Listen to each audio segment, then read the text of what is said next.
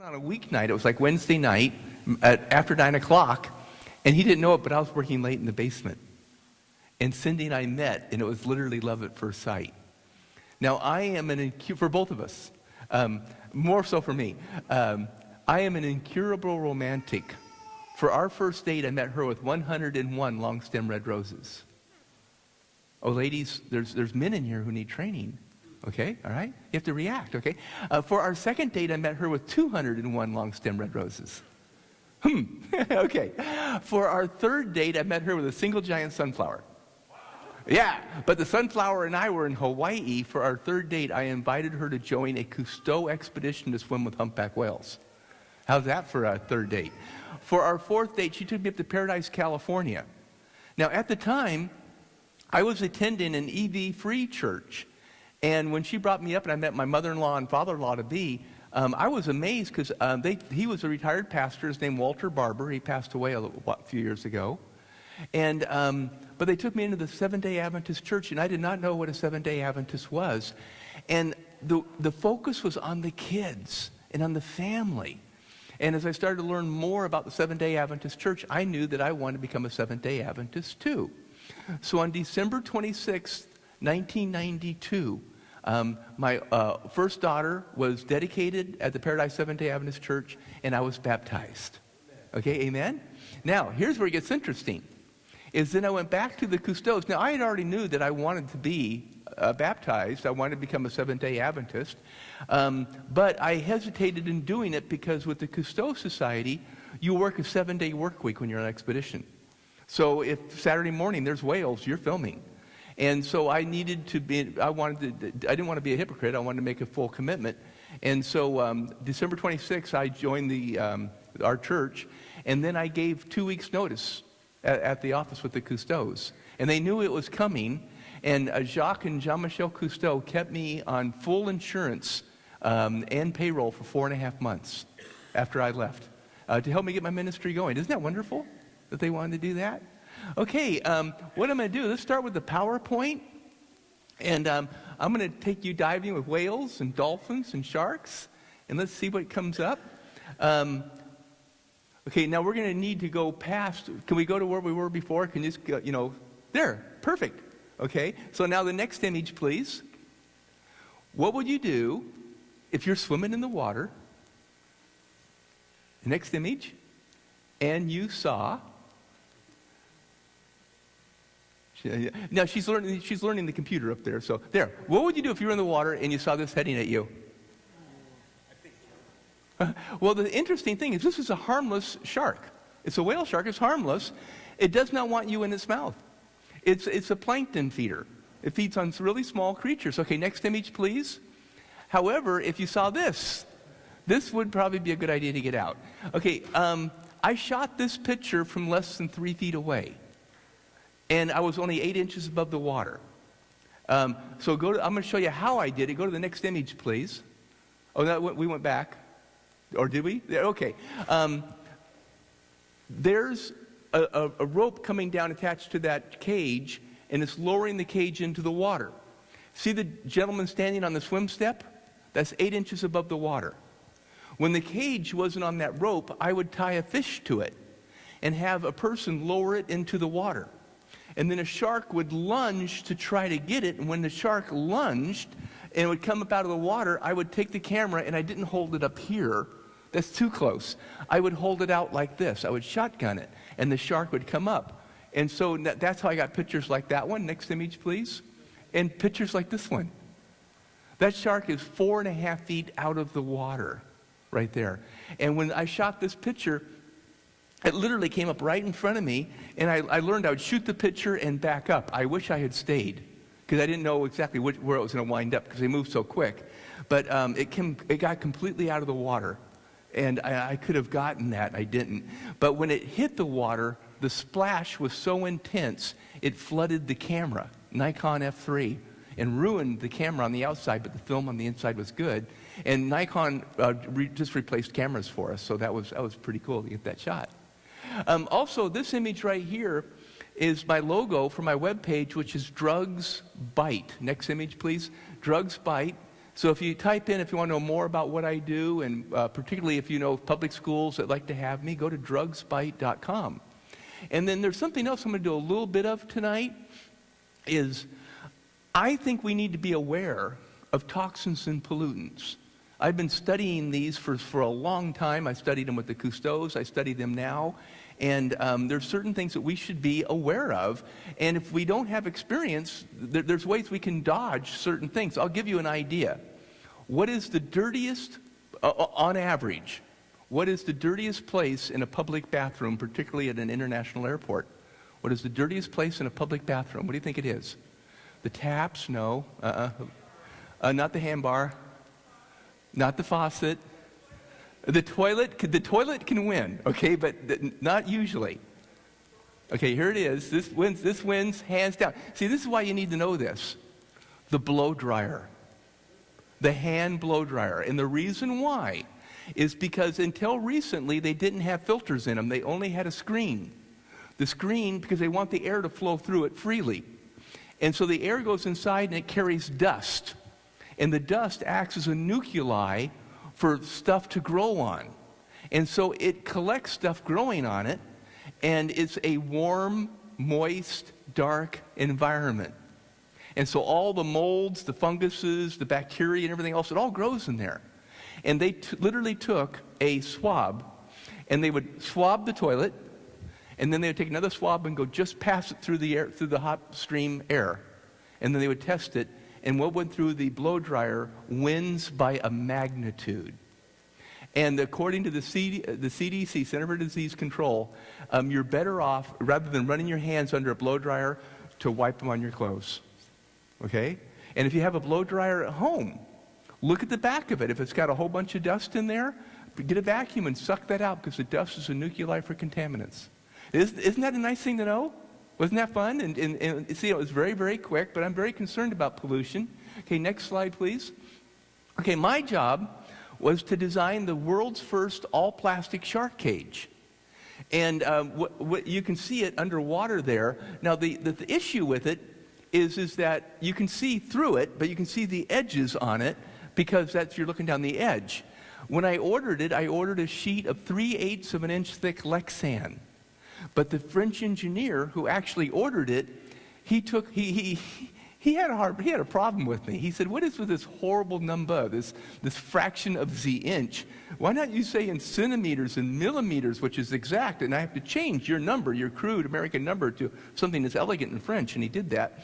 And he ordered a sheet of plastic 3/16 of an inch thick.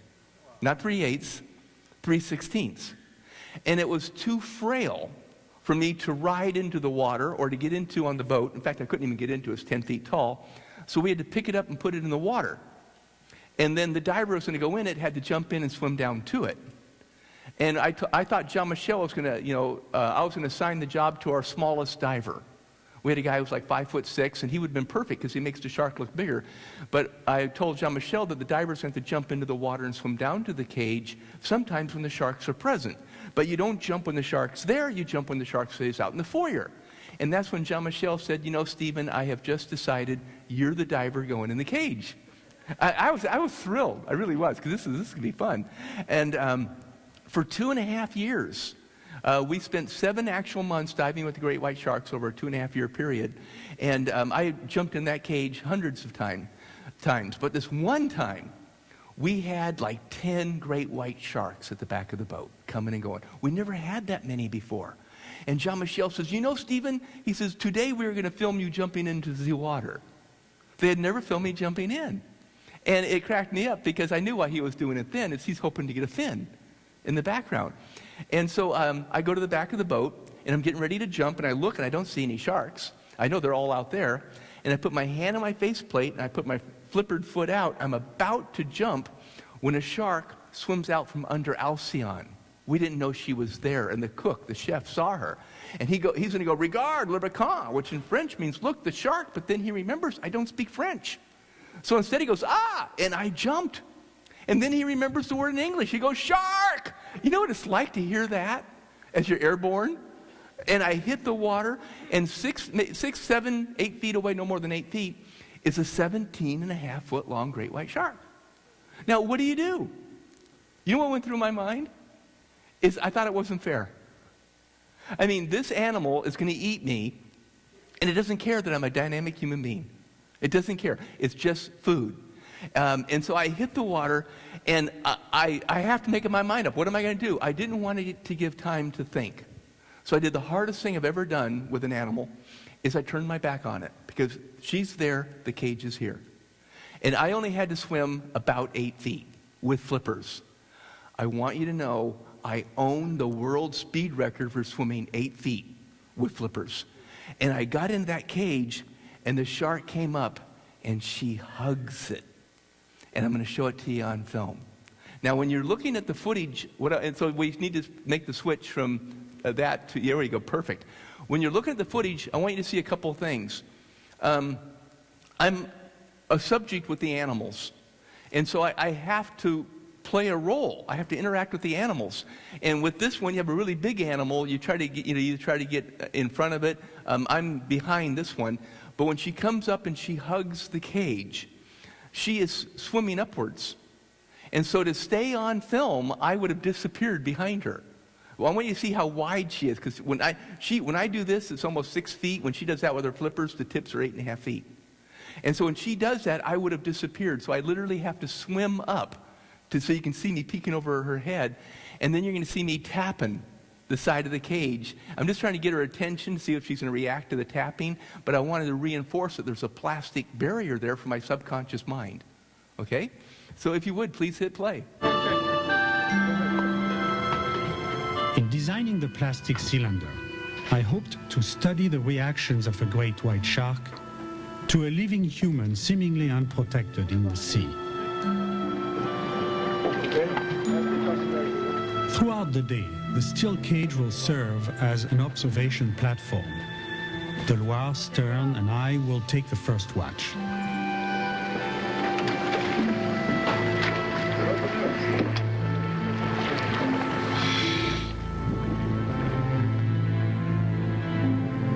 For most people, the mystery of the great white shark comes to this. Are the rare attacks on humans by design or by mistake?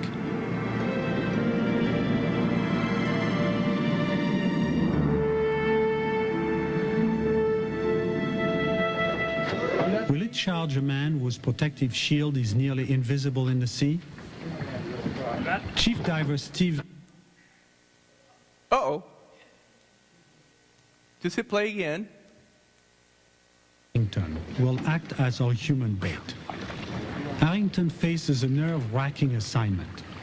Since the only entry is through a hatch atop the 10-foot-high tube, he must wait until the cylinder is lowered into position, then swim down 6 feet to enter it underwater.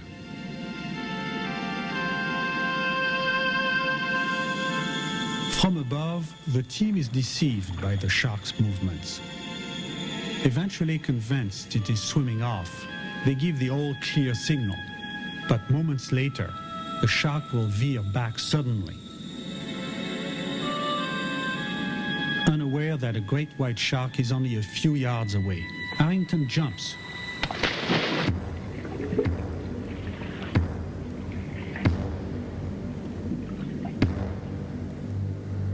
It is a chilling realization. When I first got in the cage, it's just like looking through a faceplate. And when you're in a steel cage, you have that security of that steel in front of you. But with this one, it disappears from your visual sense. Your subconscious is not completely convinced. There's still a cage there, particularly when there's a great white on the other side staring you in the face. That was probably the most exciting moment.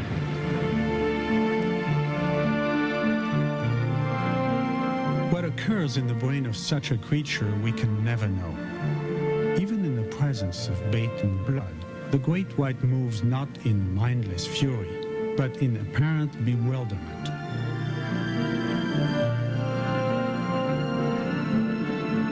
It does not attack, it inspects. It seems a cautious animal trying to comprehend things it has never seen nor smelled before.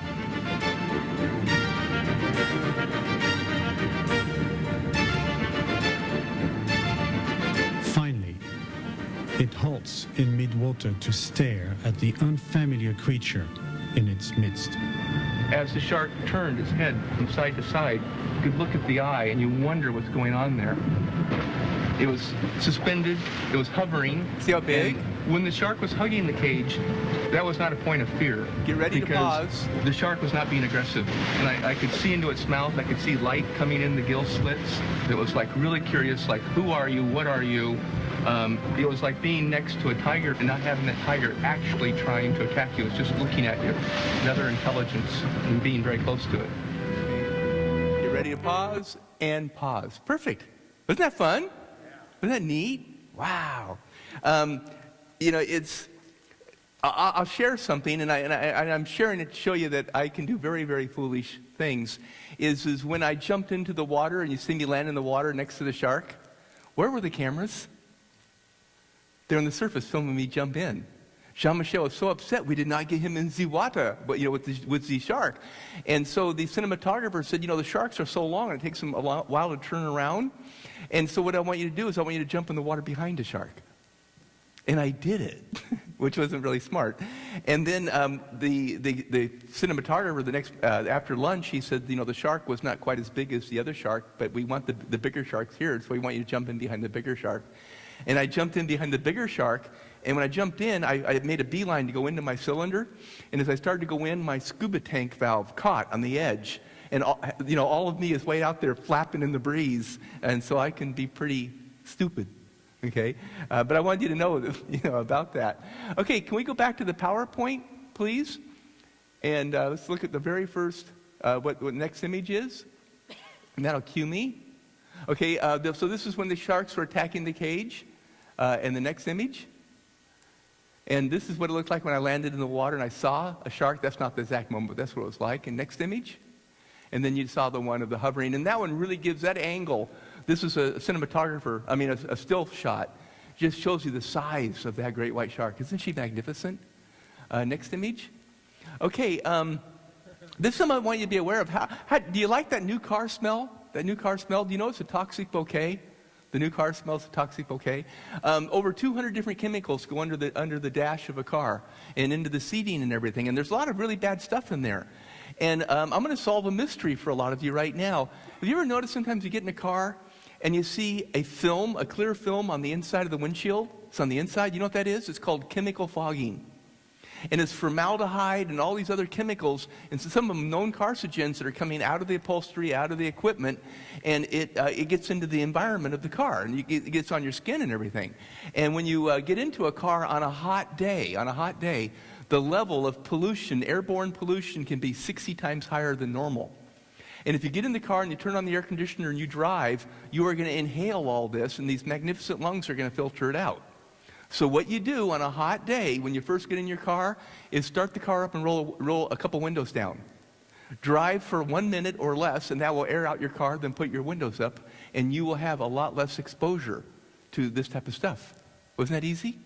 The flame retardants, the PBDEs, that's in the foam and stuff like that in the upholstery of the car. If you are concerned about that, just putting some baking soda down, like the carpeting here has PCBs in it, and PBDEs, flame retardants. They're in the carpeting, and it's in the upholstery of the pews. And so, the state of California mandates that you have flame retardants in just about everything. And so they test the urine of people, and guess what? People have the very highest levels, by a huge amount, the very highest levels of flame retardants in their blood, which is a heavy metal. Guess what people? Californians. Because we mandate it. And they just changed the law. They just said that they're no longer going to put flame retardants in baby cribs and baby car seats. And that law just changed within a year that they changed that law. So this is important to know. If you're concerned about this, here's the solution. Remember, I'm not going to tell you anything and not give you a solution. Is just take baking soda and sprinkle it on your carpeting, and then take a broom and kind of sweep it around, and it'll make a cloud, which is going to dust everything. And then go out for lunch, and go shopping, and then come back and vacuum it up. And that will actually attract the chemicals that are on the surface of your material into the baking soda, a lot of it, and it'll make it smell nice, and it'll clean it up. And it wasn't any effort. And you just go buy don't get the little boxes, you get the 13-pound bag. Okay? Next image, please. By the way, one of the cars that won this year for the most polluted car was that new BMW, the Mini Cooper, is one of the 10 most polluted car interiors. So a lot of people buy it for their daughters to drive in who can afford it. Anyway, I'm not going to show that one. Go ahead and go to the next image, please. I'm not going to. There we go. Did you know that dolphins protect and save people in the water, right? And they protect them from sharks. Do you know they do the same thing with whales? When a whale is going to give birth in the water, fluids wind up in the water that go down current in what is called the odor corridor. And as these fluids are going down current, if a shark swims into it, you've heard that a shark can detect 1 drop of blood in 1,000,000 drops of water. Now we think it's more like a billion. I mean, they are so sensitive. And we think they can tell what kind of blood it is. In other words, a mammal blood would smell different than fish blood. And mammal blood means fat is present, and they want body fat because they need the energy, because a shark's temperature is elevated about 10 degrees warmer than the water around it. So they need more calories. And so when it swims into whale blood, this is like a banquet. And so the sharks will go up the odor corridor, going back and forth until they get to the calf and the cow. And they're small, and they're agile, they're quick, and they're in a feeding frenzy. And the great big whale can't defend. The whales can't defend against the sharks. And the sharks will attack and kill the calf. And so when a cow is going to give birth, the dolphins come in. And they swim with her, and they ring her. And when the sharks come in, they'll drive them off. And after the calf is born, the next thing the whole pod does is they shift location. They look for a new place to be, and the dolphins go along with them. And this is amazing that they do it. And the Hawaiians have known this for hundreds of years, because there's ancient Hawaiian hulas that talk about the shark and the dolphin and the baby humpbacks. And so I'm breath hold diving. Now, what I like to tell young people is that your mind and your body are your adventure machines. If we take good care of our mind and our body, we're going to have a lot more opportunity for adventure in life. You know, I have often heard people say that life is too short. I think life, a human life, fully lived, is extremely long. I think it's very long. But unfortunately, for some people, what happens is they go through school, and they have all their fun, and then they get married, they have kids, they go to work, and they stop having as much fun unless they're really relating with their kids. And I think if we live really active lives and active with our kids and everything else, that we're going to have a lot more fun and adventure in life, and life will be long. It won't be short. Life will be long. And so one of the things that I had to do as a diver is I had to be able to hold my breath for a long time. And you train to do this. You train. Anybody can do it. You just train to hold your breath for a long time and swim. And so I'm in a rubber boat in Hawaii, and here comes a pod of whales. And we're looking to swim with them, and this is the first dive of the morning to dive with them. We dove with them all the day yesterday. And so we're free diving, and so you're on the surface, you take some really deep breaths, really deep, and then take a last breath, and then you dive from about the top of the lights where they're hanging down. And you get in the path of the oncoming whale pod. And so I've gotten down about that deep, and I'm holding my camera, and suddenly I see whales and dolphins. So what does this mean to me? Baby. There might be a baby whale, which I have never shot a baby whale. Most cinematographers and photographers never see a brand new whale. I mean, you see them when they're older, but seeing a brand new just born whale, it would be like phenomenal. What else could be in the water? Sharks. And so what happens to my heartbeat? So I'm really excited. So next image, please. Okay, you already did it. The dolphins start to swim around me. They're checking me out. I was so excited. Next image. I mean, this is all from one dive. Now, as I'm shooting pictures, the whales have passed, and now here comes, it's hard to see, but in the lower right-hand corner is the tail of the first passing whales. And now here it comes Daisy. We know her by her markings. And you see right above her? A brand new baby whale. And I'm there with my camera. It wasn't there yesterday. I'm so excited. And by the way, the first person to get a picture of a baby whale gets to name her. Okay? Somehow I didn't get to do that. But anyway, next image, please. As I'm shooting pictures, suddenly, all these bubbles start coming up. I'm not talking about little bubbles. I'm talking about great big bubbles. They're coming up out of the depths. And I look down, next image please, and they're coming from a bull whale. Now what the whales do is they use bubbles to warn other animals away and to warn other whales away. This would be like if you were out in a field and you saw a bull and you're on his side of the fence. And suddenly he lowers his horns, he starts to paw the earth, and what else does he do? He snorts. And so I'm being threatened by something that's 45 feet long and weighs 90,000 pounds approximately. So what's happened to my excitement levels now? I'm excited. Okay, next image please. Remember, it's all one dive. Now I look up, and the whale has actually altered course and closer to me, and the baby is swimming right to me. And this is major bad news. This is not good news, this is bad news. I'll tell you why. I'm taking still pictures. There's a cameraman with a movie camera shooting cinema. And that is what goes into the film, and that is far, far more important. Cinema has way more priority over still photographer Steve. And I'm not wearing a silver wetsuit, because I'm not supposed to be in the shot. I'm wearing a black wetsuit, which is complete. If I get in the shot, I ruin the shot. And the baby's swimming at me, and so I'm worried about a great big whale, I'm worried about sharks, and now I have to worry about my dive buddy because he's going to be really, really mad at me. So I start swimming backwards away from the baby whale. Next image. And because I'm swimming away, she even feels more emboldened, so she swims up even closer to me. And now I'm completely out of air. I can no longer swim away from the whale. All I can do is go to the surface. And so I shoot for the surface, next image, and the baby follows me up. And we took a breath of air together. Now when I say that, actually she took one, I took about 12, because I was really out of breath. But look at the eye, it's looking at me. It's a wide angle lens. I'm about 6 feet away from this baby whale, 6 feet. And I'm going to stay on the surface now breathing, recapturing my breathing, but next image, look who's right underneath me. Look at this, right underneath. And the next image, here they go swimming away. And the next image, still swimming away, and there's that bull, comes back in. And now stay on that one for a second. Look how beautiful that shot is. This is this bull, he just started following me around, and he's blowing bubbles a lot. But there's that cow and that calf, and I'm further away from him now. Isn't that a fun adventure? Okay, you want to see it on film now? Want to see what the cameraman got? Would you go ahead and switch over to, there you go. What you're going to see are dolphins. Atlantic spotted dolphins. Make the sound a little soft, the music, so I can talk over it. A little softer. Okay, these are Atlantic spotted dolphins, and they will swim with you. They enjoy being with people in the Bahamas, and you can get really close to them.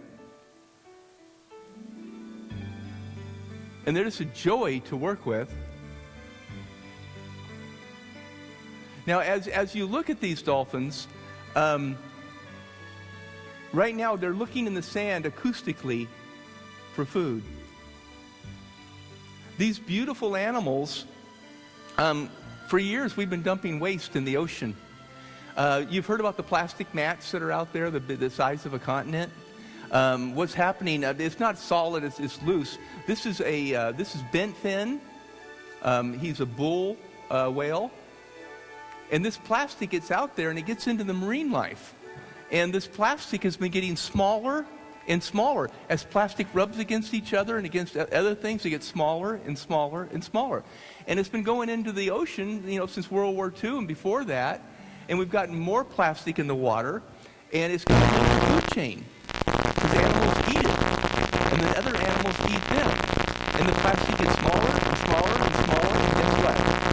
We're now at a stage where some of the plastic is in the flesh of the fish that people buy to eat. And that means the plastic is going into us. And just like, if you have an oil stain, or you want to get oil up, you put more oil on it because it solidifies. It acts like a solvent for it, and suddenly you can get it up. Plastic in the water attracts pollutants to it, toxins and such get embedded in the plastic. And then it gets into us. And so Ellen White said that there's going to become a time when you can't eat dairy and things like that. I think that time is upon us. And I used to like to eat fish from the ocean. Not anymore. You have radioactive materials in there. The Exxon Valdez oil spill did stuff up in Alaska. The oil spill down in Mexico from the platform, the Gulf of Mexico. That was this incredible amount of oil. But not only that, it was an incredible amount of emulsifiers to break it up. And that gets into the macrogelatinous zooplankton, which is part of the base of the food chain. And if it gets in there, then it gets into the fish we eat. So no more, if you want to, no more fish. Isn't that sad? That, this is how bad it's gotten. And so there's a lot of things going on. Okay, get ready to pause and pause. Okay, let's go back to the PowerPoint. Okay, and next image, please. I was on a mission. We were in Fiji on a mission trip, and we took toothpaste down to the kids in Fiji, and toothbrushes, and we gave them these great big things of Colgate Total, the great big family size, and we gave it to them. And the teachers came back the next day, and they said the kids need more toothpaste. And I said, why do they need more toothpaste? And they said, well, they ate it. They thought it was like candy. Have you ever read the side of a toothpaste box? If you use more than is necessary for the actual application it was designed for, seek medical assistance immediately. And so I sought out our dentist, and he said, Steve, it's okay. We'll monitor them. We're not going to lose anybody over it. But it got me to look at toothpaste. And he also told me he had a solution for it, which I'll tell you about later on. But with Colgate Total, you know what the first 4 ingredients are? The ingredients are listed by weight. Don't take my word for it. Just pick up a box of toothpaste and read the side of it.